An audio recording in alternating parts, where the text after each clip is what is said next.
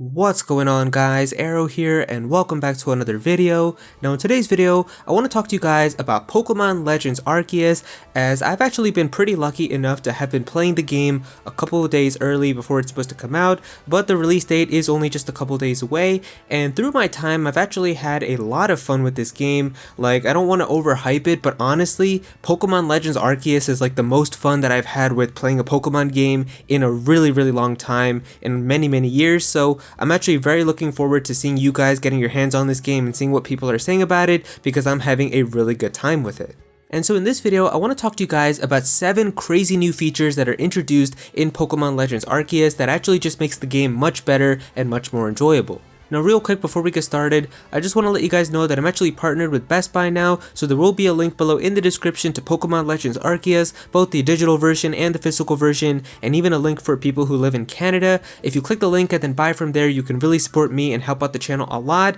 And honestly guys, from playing this game, I really do feel like this is going to be the type of Pokemon game that you don't want to miss out on, so if you do consider buying the game, then I really would appreciate it if you click the link and then buy from there. And Best Buy is awesome because they'll actually send you the game the day that it comes out. It'll be delivered right to your doorstep and you'll get free shipping and all of that as well, so please click the link below and buy the game from there. I would really appreciate it.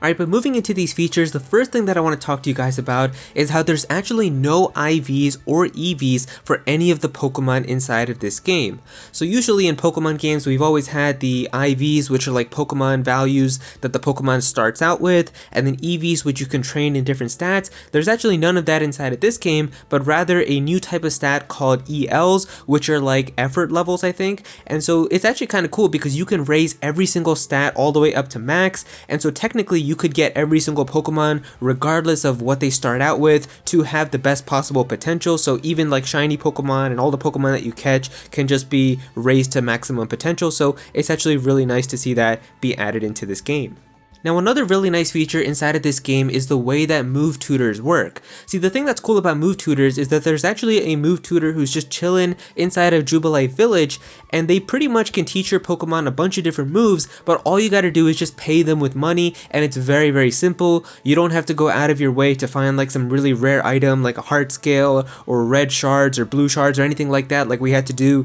in previous Pokemon games. No, you simply just pay them and you can teach them really cool moves. So as long as you got the money, which is kind of pretty easy to get, to be honest, if you just catch Pokemon and do some things in the game, it's pretty easy to get money. So it's actually really nice now that the way that you can teach moves and learn new moves for your Pokemon is just very simple. Now the battles with the wild Pokemon inside of Pokemon Legends Arceus are also really fun, and the reason for that is because of the ways that these battles can work. I mean, the thing is, these can be kind of difficult because at times you can have multiple Pokemon team up on you and you could be facing off against like 4 or 5 boss Pokemon at the same time, and those battles can get really challenging. But at the same time, it's also really cool with the way that this game kind of has a different type of battle system where it's still kind of turn-based like typical Pokemon games, but rather you can have different types of orders that are dependent on if you use agile moves or powerful moves, and it's really cool with how that works. And some of these boss fights can get really challenging because they can get like 4 turns before you actually get to go, and they can set up like a sword stance and then use other types of moves to get you burned and stuff, and then like they can have a lot of moves to set up, and then they make themselves really powerful. Their offensive and defensive stats can just randomly go up at times. It's really challenging, and I love that type of difficulty. And also with the way that the field works inside of the world itself is also just really cool. Like you could be battling Pokemon and then all of a sudden it starts raining, and now your fire type moves are not going to do as much damage, and if the opponent is a water type, their moves are going to do even more damage against you. And it's just really cool with how the weather is just so dynamic, and randomly all of a sudden it could just start getting sunny or it could be like raining, and it's really cool with how they incorporate that into the battles. Another really cool thing about the battles is that for the first time, you can actually overwrite status conditions within the battle itself, and I don't know how many of you guys have ever had this experience, but I know for me it's happened a lot where I really want to catch a certain Pokemon and I use a move like Ember or maybe like Poison Sting or something, and it ends up poisoning or burning the Pokemon. And that really sucks because when that happens, the Pokemon is essentially now on a timer because you have a limited number of Pokeballs that you can get to throw before the Pokemon is just going to die from the burn or the poison. But the really cool thing about this game is, let's say that you do use Poison Sting and you end up poisoning the Pokemon, you can immediately switch then and then send out somebody and use Thunder Wave, and it's going to get rid of the poison and replace it with Paralysis, so it just makes catching Pokemon really easy. And then also going off of that, one of the best quality of life features that was introduced into this game is that you can actually switch out the movesets for your Pokemon at any time that you want, whether you're just wandering around in the world or if you're in Jubilee Village or wherever you are. And the really cool thing about that is, like, let's say you want to capture a Pokemon but you want to paralyze them, you can immediately just go into like your Pokemon like Raichu or something, and then just go into its moves, and it's going to give you a list of every single move that Raichu has ever learned up to that point, and you can just put back Thunder Wave because you need it to capture the Pokemon, go into the battle, use Thunder Wave, capture the Pokemon, and then as soon as the battle is done, you can go right back into that menu, replace Thunder Wave, and put back like Thunderbolt or some other move that you would like to use instead. So it's just really cool because now you can substitute moves whenever you want if you need them for a certain purpose, or if you want to use them for a certain battle or something. It's just really cool, and I love that feature because there's no need for having like TMs or anything like that in this game, but rather you can just freely switch out the moves whenever you want. A feature that I know a ton of people are really gonna love is this new link cable item, which essentially lets you have trade evolutions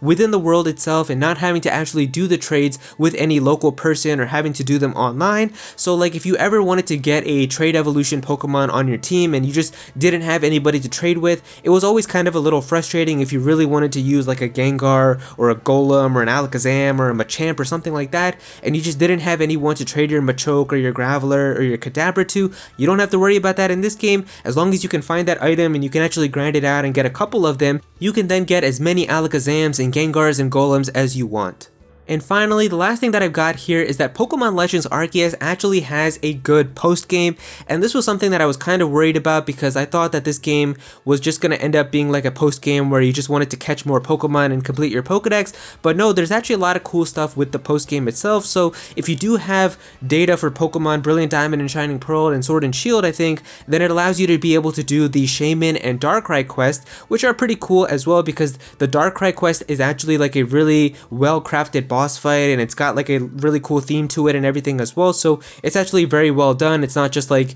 you go and catch the Darkrai and you're done. There's actually a lot of stuff with it, and Shaman even has a little bit of story content that's added as well, so it's really cool that these are extra types of things. But of course these are only available if you do have data for Pokemon Sword and Shield or Brilliant Diamond and Shining Pearl. So let's say that you don't even have that, like let's say you just have Pokemon Legends Arceus. Even if that's the case for you, you can still do a lot of other cool things, like have this special battle facility where you can battle a lot of the major trainers in the game. You can also go and capture Arceus and then capture a lot of the other legendary Pokemon. It's just really cool with the way that it all works, and especially coming from like Pokemon Sword and Shield where the post game was this, it's a major step up, and I'm really happy that there's actually some stuff to do in the post game.